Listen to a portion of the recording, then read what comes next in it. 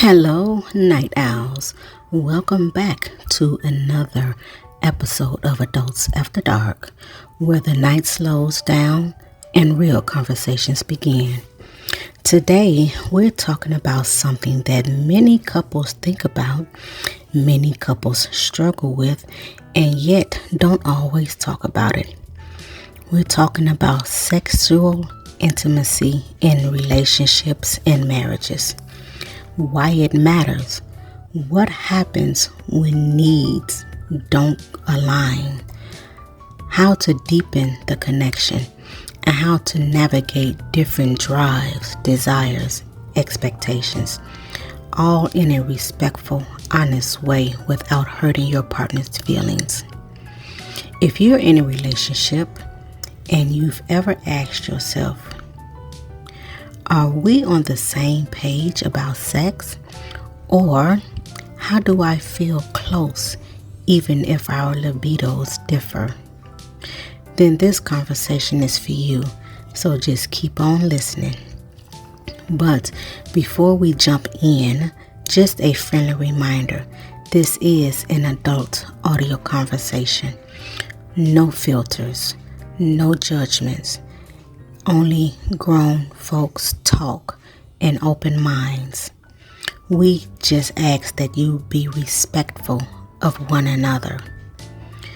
We just might help someone who is lost and not sure what to do about their situation.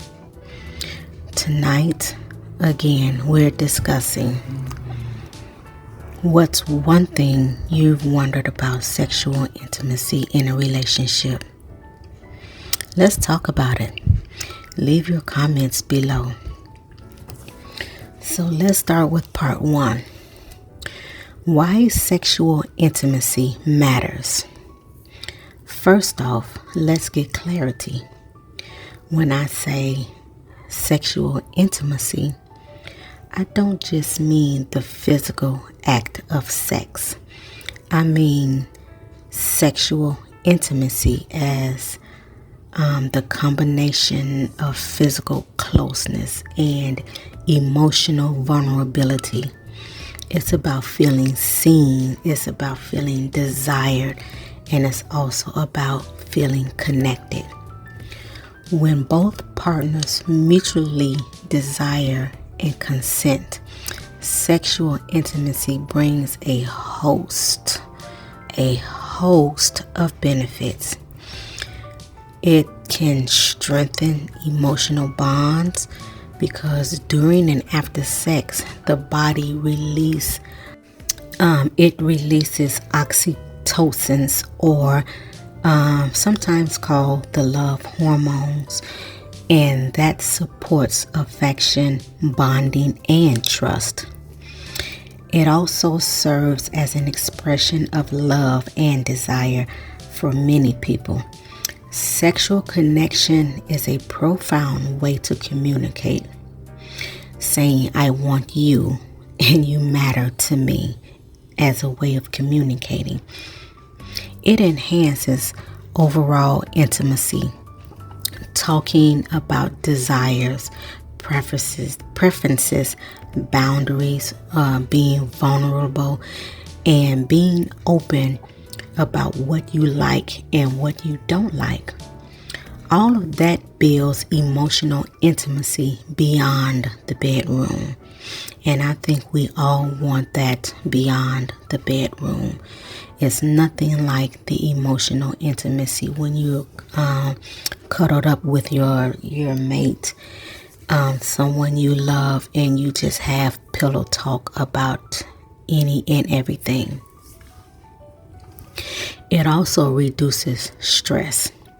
Sex, orgasm, closeness, they trigger endorphins, like they lower your cortisol and generally help with mood, well-being, and resilience.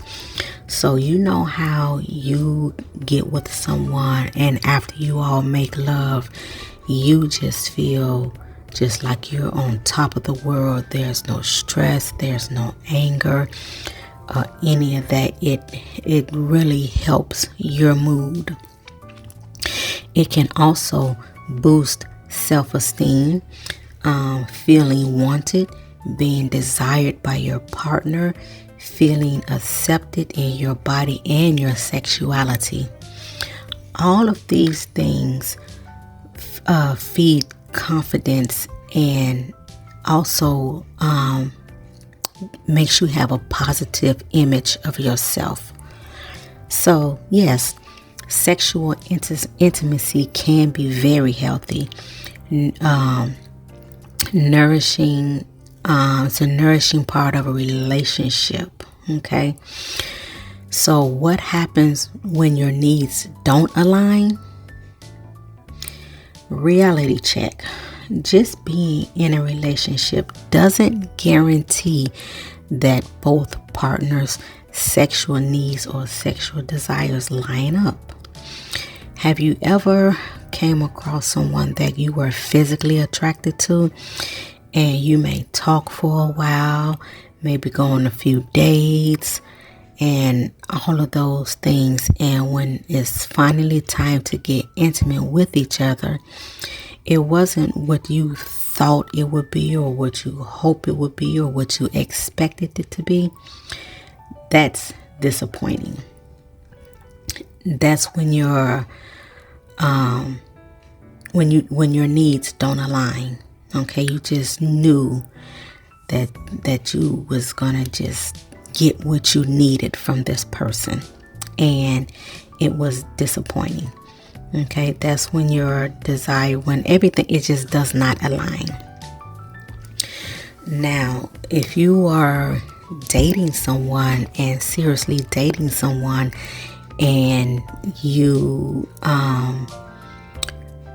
don't get the things that you need out of your partner, that's when the infidelity starts.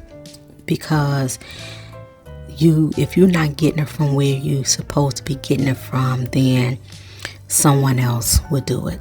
Okay, that's where the infidelity comes in a lot of people. Okay. One partner may feel unwanted or rejected.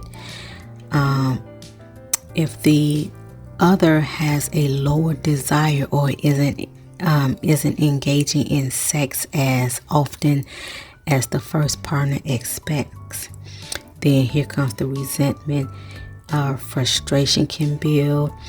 If the desire is higher in one partner, feeling that they're always initiating or the other always declining, resentment and frustration kicks in. And then again, there is the infidelity that comes along with that as well.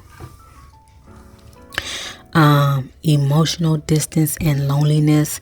When sex is one of the ways someone feels close to you and they don't get it, they may feel disconnected or isolated. The self-esteem dips big time. If, say like me, if I feel like I'm not desirable or my partner doesn't want me, that can harm how I view myself. Okay, if I start wondering if my partner's desire changed, or if I'm doing something wrong, or I've lost my sex appeal, then that can damage the foundation of trust and insecurity. Mainly insecurity, because now I'm feeling like I'm not worthy of you touching me or loving me or giving me what I need. I'm not desirable anymore. So when one partner highly values sexual intimacy and the other doesn't, or has less desire for sexual intimacy, that mismatch isn't a moral failing. It's a relationship dynamic that requires attention, care, and communication. So I think we all should start with communication and letting our partners know what we want and what we expect out of our sexual relationship. So how many of you actually do that? How many of you are actually in sync with your partners? Let me know down in the comments. And how did you express that to your partner, that this is what you like and this is how you want to be touched and loved and felt and all that stuff? Let me know down in the comments, okay? So why is sex important to some and not others? So let's dive a little bit deeper. Why is it that for some people sex is super important and for others not so much? Why do these differences happen? So one, there's a biological factor. The hormones matter, the testosterone, the estrogen. You have hormones that are linked to sex drive. Age may play a factor, health conditions, medication, menopause, pregnancy can cause problems as well. All of this, it can impact someone's libido. What about neurotransmitters? Sexual activity triggers dopamine, endorphins, that make you feel good. They build bonds, but people vary in how sensitive they are to these facts. Okay. Also, physical health. Someone may have a chronic illness. They may be in a lot of pain. They may have disability. It may be the medication. They may be on some antidepressants, for example, that can reduce the desire and create dysfunction or make sex less frequent or less pleasurable. Okay, so you have to kind of be mindful of the condition of your partner so you can better understand what's happening if there's no sexual intimacy. And then again, you have to communicate with your partner regarding the sexual intimacy. Okay, communicate, find out how healthy are they, how they feeling today. If they're sad, mad, depressed, that can have a lot to do with the sexual intimacy of your partner. Okay. You may also experience some psychological factors. For instance, somebody who identifies as sexual may not experience sexual attraction the way others do. And that's a valid point. They may still desire emotional and a romantic closeness, but less interest or no interest at all in sex. Now, I would hate that psychological factor. That would bother me really, really tough. And then you may have someone with past trauma. So say if a person had experienced SA, okay, or had a traumatic experience related to sex, that they may have psychological blocks or anxiety or other issues that may make sexual desire or intimacy very, very challenging. Okay, so again, you have to talk to your partner and find out what's deep down inside, what's really, really going on. Okay. Also, stress, anxiety, some body image issues. It may also cause a person to be anxious or depressed, and they may feel ashamed about how their body looks or their performance. then sex becomes harder or less interesting. Okay. So we have to, again, communicate and find out what's going on. They may also experience a personal history in the way that their upbringing was, how they were raised, what messages they got about shame. I'm sorry, about sex. It may have been guilt. They may have some shame in it, or they may have had an open conversation. So the past relationship and sexual experiences, they shape how people feel about sex now. Okay. So what about social or cultural factors?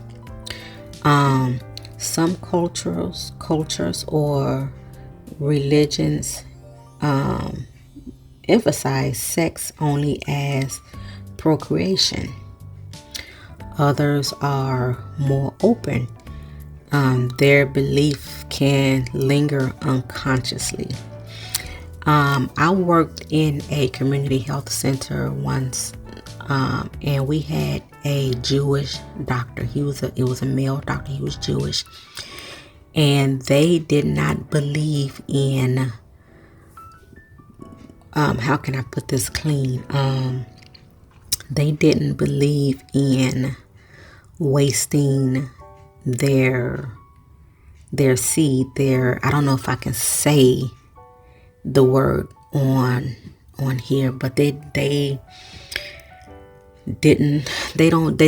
don't believe in wasting their sperm. Okay. And we used to have a lot of pharmaceutical reps that come in and give us sample medications. And we used to get a lot of Viagra and Cialis and things like that to, for the male enhancement to get erections. And he was an older doctor, and his wife used to come up and visit him and sit like in the provider office. And so when the pharmaceutical reps would drop off these male enhancements, I would see him take quite a bit of them, and he would put them in his back pocket, and then he would go back to the office where his wife is. And I walked in on them one day. I think I was putting the mail up or something, and he was giving her the pills to put in her purse.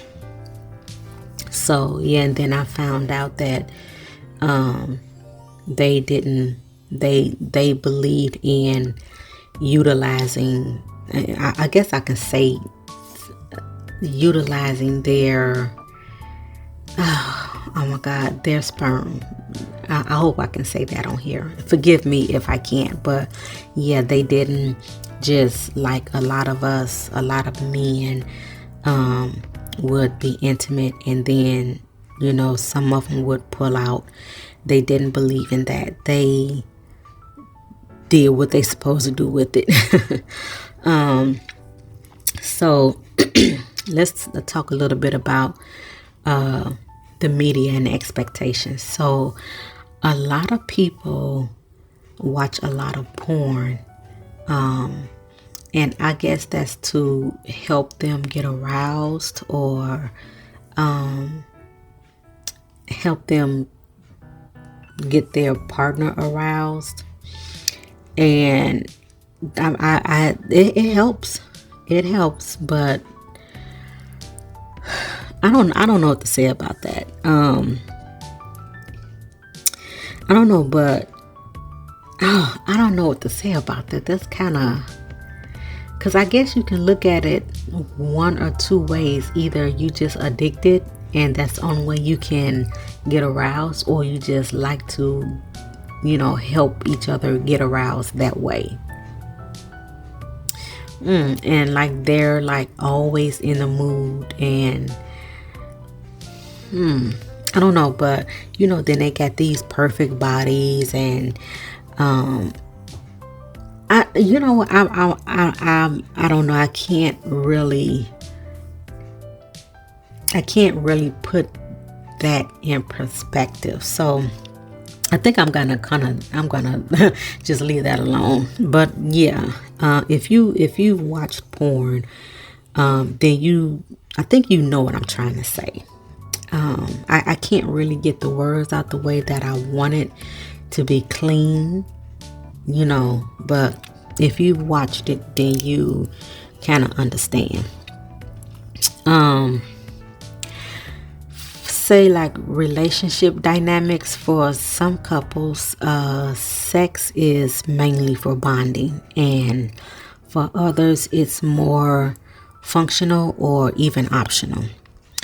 If partners have different ideas of why sex matters, then there can be a lot of issues, a lot of tension. So again, you need to communicate with your partner. So, excuse me, when one partner says sex is super important to them and the other says it's not such a big deal, neither is inherently wrong. These individuals are different. The key, mainly the key is awareness. Awareness and communication, and of course, mutual respect. Okay, so aligning expectations. What does a healthy approach look like? How can couples manage these differences in a healthy way? Again, like I said in the intro, without hurting one another's feelings, but making each other aware of how you feel and what you want, what you desire, how to be touched. Okay. Because alignment is what really matters. So imagine two partners who both have a low sex drive, but they agree we're both fine with less frequent sex and feel connected in other ways. You can absolutely work deeply to fulfill both partners, even without high frequency. I think that's more of like older people, like older married couples that's probably been together for 30, 40, 50 years. They are aligned in other ways besides being sexual. Okay.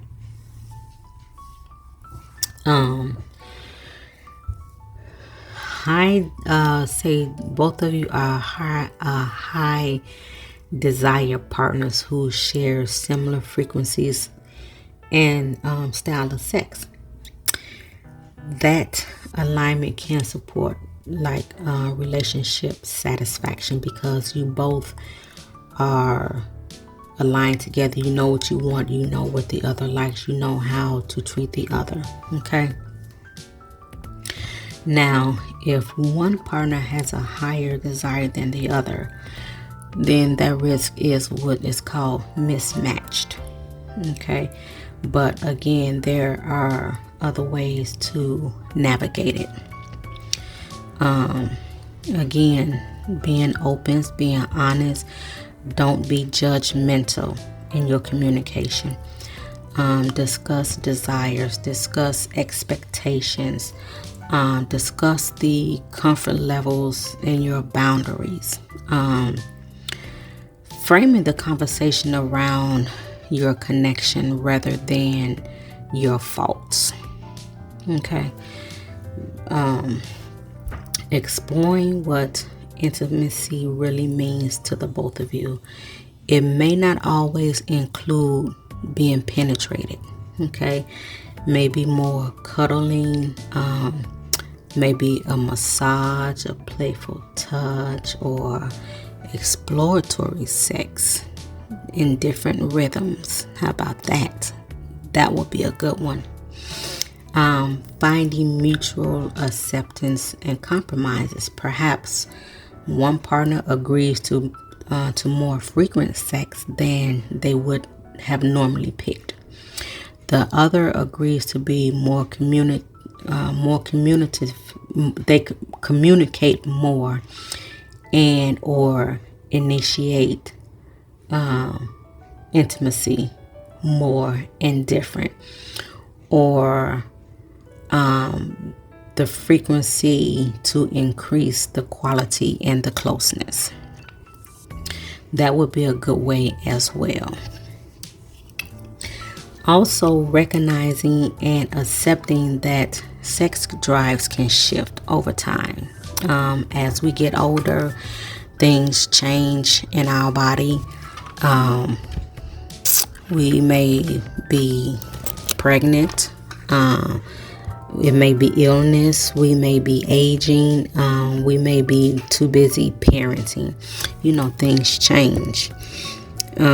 We have periods of lower desires also can happen.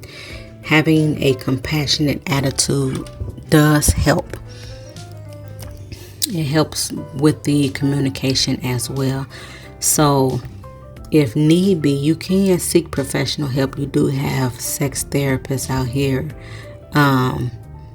If you have a mismatch that's causing major distress or resentment or frustration or some kind of disconnect, you can go to a couples therapy or a sex therapist, and they can navigate the tools that you need and probably give you homework assignments or something of that nature to help you get back to the desires and the intimacy that's needed to build your relationship stronger again. Okay, so what about beyond sex? It's essential, especially when sexual frequency is low or changing. So to maintain emotional intimacy, not sexual affection, hugging, cuddling, kissing, quality time, shared hobbies, open conversations. Frequently, couples overemphasize sex and underemphasize emotional connection. But the emotional bond often underpins sexual satisfaction. Okay? And a healthy relationship isn't defined solely by how often you have sex, but by whether your partners feel emotionally safe, connected, respected, and desired. Okay, in order to have a healthy relationship, it is mandatory that all of these things are in that relationship, which again is connection, respected, desired, and emotionally safe. Okay, so what do you guys think so far? Leave me some comments down below of what you think so far about this topic, and how do you navigate with your partners the sexual relationship. Let me know down in the comments. So let's talk about let's kind of clarify the difference between sex and sexual intimacy, because a lot of people get the two misconstrued. Okay, sex is primarily physical.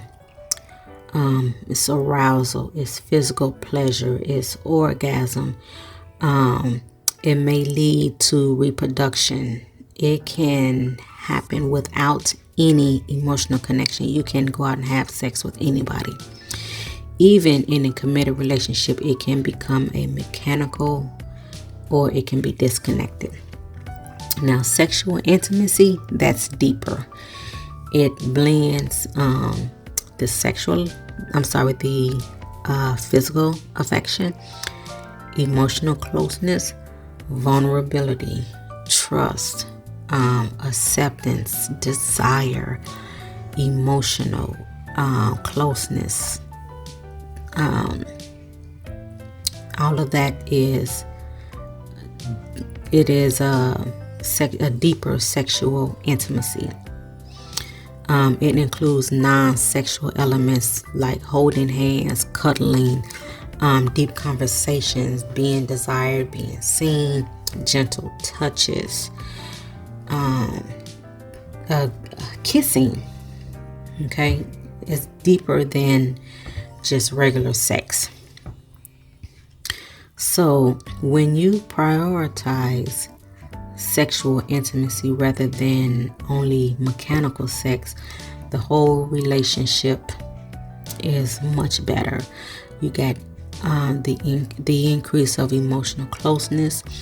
The physical act is more satisfying because there's emotional safety. The bonds strengthen, which in turns feed back into sex being more fulfilling. Okay, you guard better against disconnection because you're connecting in multiple ways, like physically, intellectually, and emotionally. So if you or your partner are thinking, we have sex but I still don't feel close, that's a clue. Perhaps the emotional intimacy side of you or your partner is underserved. Okay. How do we cultivate and deepen sexual intimacy? Now, we're into the practical. What can you do to improve sexual intimacy in your relationship? Where intentional conversations, choose a relaxed, private time, not during sex, not immediately after a fight. Talk about your desires, your boundaries, your preferences, what you like, what you don't like, what's off limits, what you're not going to tolerate, what will you try, what you won't try. Listen to your partner without judgment, especially judging their past. There are comfort levels, their current libido. It can be approached with curiosity, not blame.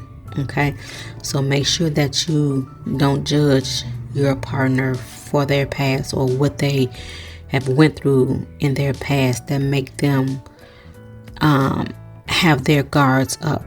Okay, so we want our libido to be aligned together. Okay, we want the connection to work for both parties. Okay, prioritize non-sexual intimacy. Prioritize it. I know a lot of us don't, but we have to start prioritizing non-sexual intimacy. Spend some quality time, do shared hobbies, or take walks in a park, or hell, walk around the block. Have date nights or date nights at home. Have a little affection like hugging, back massages, whispering in your partner's ear, a playful touch, or a kiss on the neck, a hand holding. Be affectionate. Let that person know, I want you.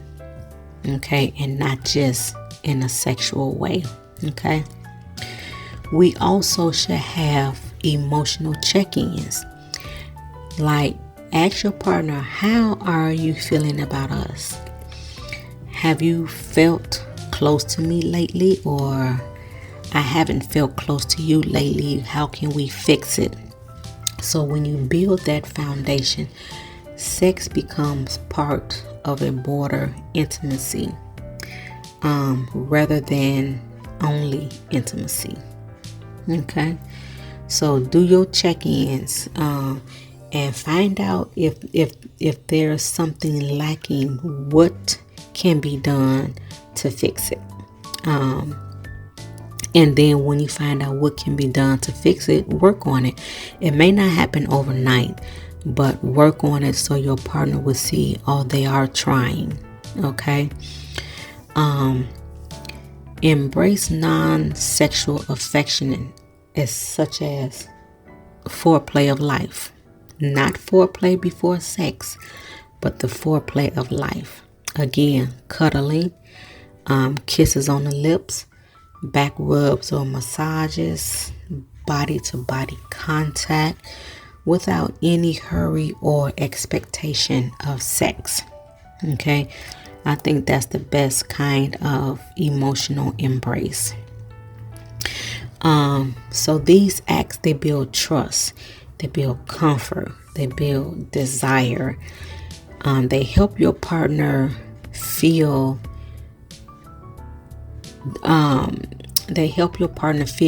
safe. Okay, the desire, they feel emotionally safe. Okay, sometimes the partner with a lower sex desire may relax, even though there's no pressure to perform. It's just that connection. Okay, again, address the underlying issues. If their libido is low, it may be because of stress, like I said, depression, fatigue. It may be medications. It may be health conditions. It may be of age. It can be a lot. So again, that's where you need to check in as well, to see what's going on with your partner. If you have body issues such as past traumas, talk compassionately. Your partner will understand, and then they will take the intimacy or the sexual intimacy at a different approach. If you tell them what you experienced and how you didn't like it, how it made you feel, they would suck that in like a sponge, and then they're going to say, okay, let's try it this way, where your partner would feel more comfortable.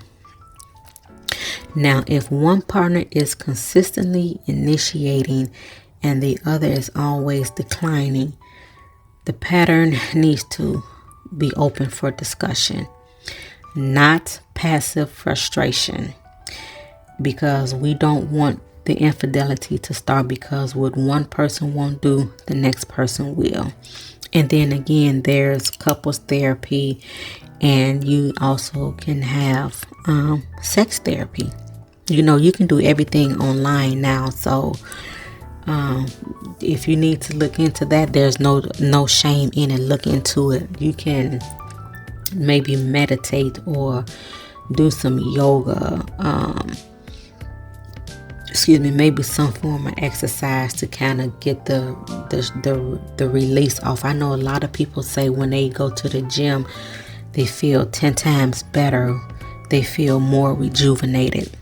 So maybe try that. Be vulnerable, be playful and curious. Okay.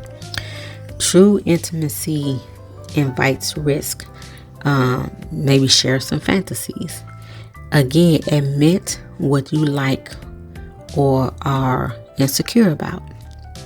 Tell your partner, I like this, but I don't like this. I like this, but I don't like it this way. Maybe try it this way. Okay. Try new things.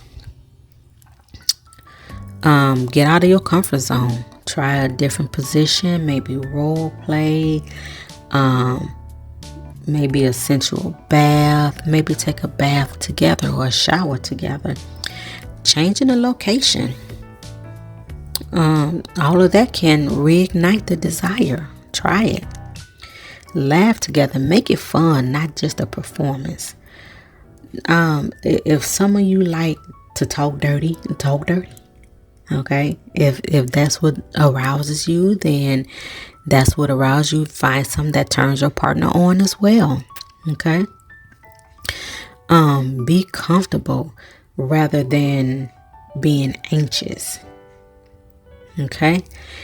Maintain and respect the boundaries. If your partner sets those boundaries, make sure that you also respect the boundaries. Even if you're trying something new. Okay? Make sure that you get consent. If you got to have a safe word, get a safe word. Remember the movie 50 Shades of Grey. Now, what's the girl name? Anna was her name? And Anastasia. She didn't really care for Christian's sexual activity, but she did give in to a certain extent. She made her own rules. Now, she did do some of the things he liked, but it was on her terms.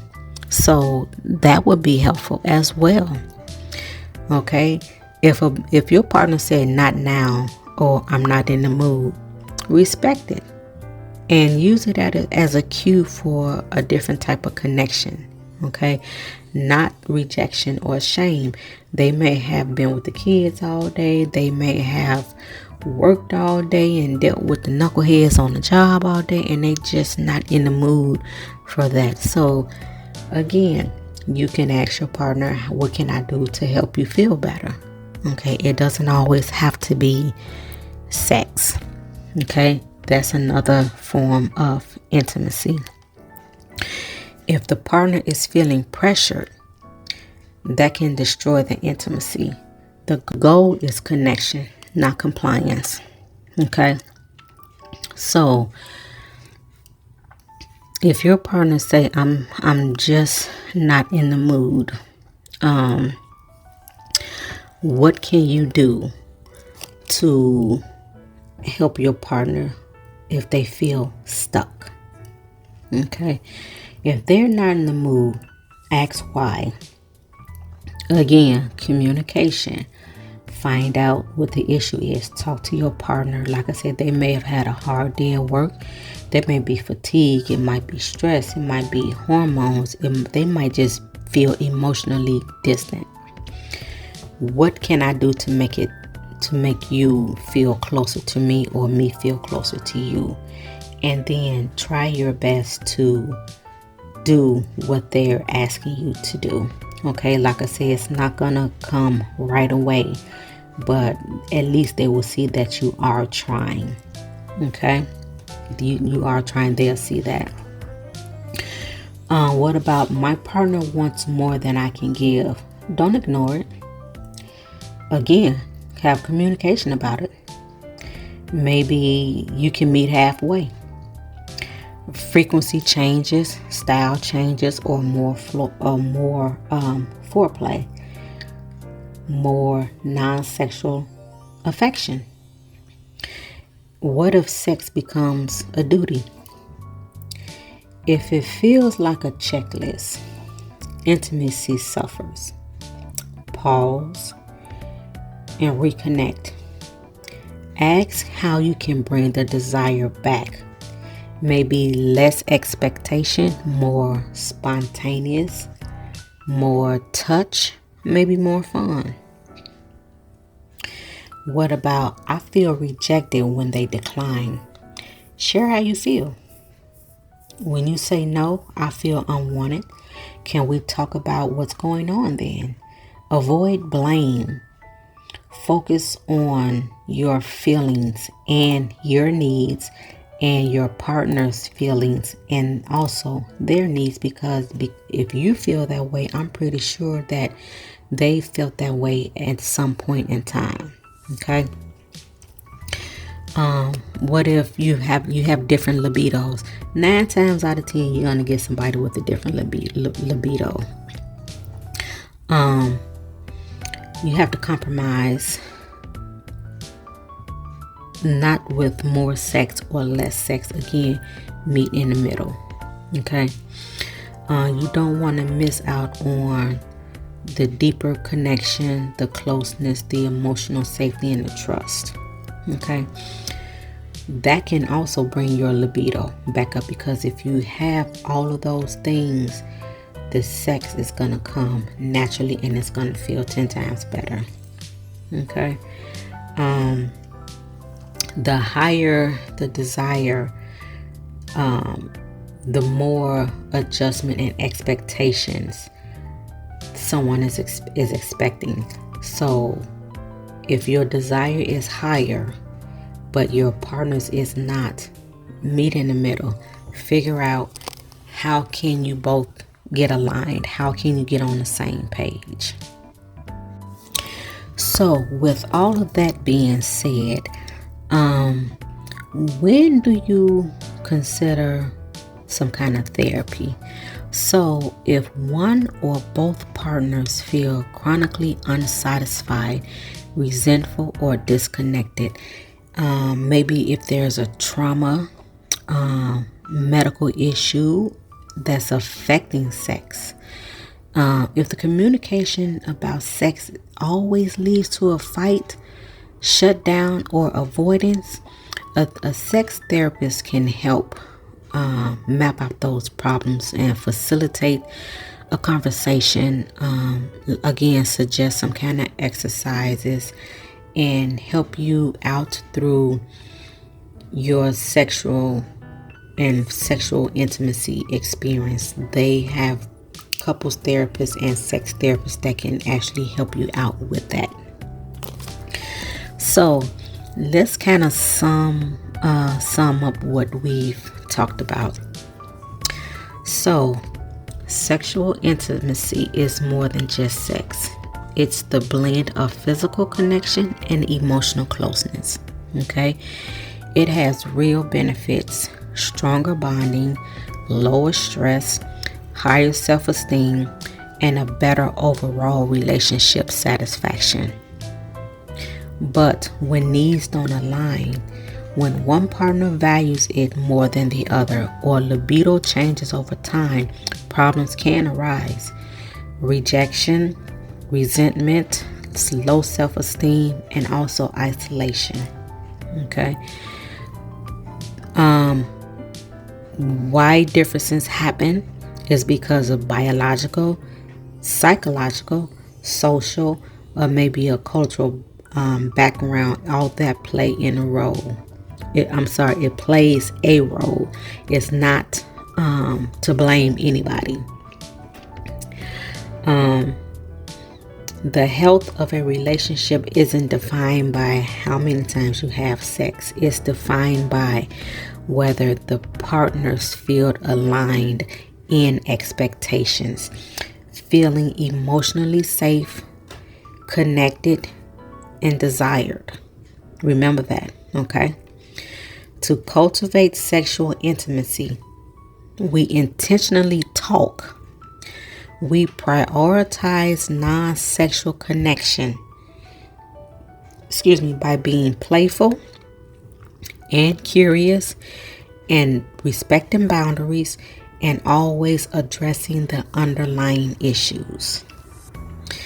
And when you're stuck, don't ignore it. Talk about it. Explore it.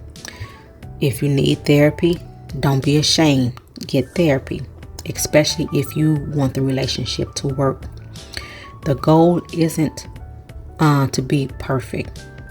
The goal is for mutual connection and fulfilling the intimacy in both partners. So what did you think about that? Again, drop a comment below. All right, night owls, that will be it for tonight's conversation. Again, drop your thoughts in the comments. Be real, be honest. Someone out there may need our help with their situation, and know that they're not alone. On Adults After Dark, we undress the truth. We keep it grown, we keep it honest, and we keep it sexy. Until next time, good night, night owls.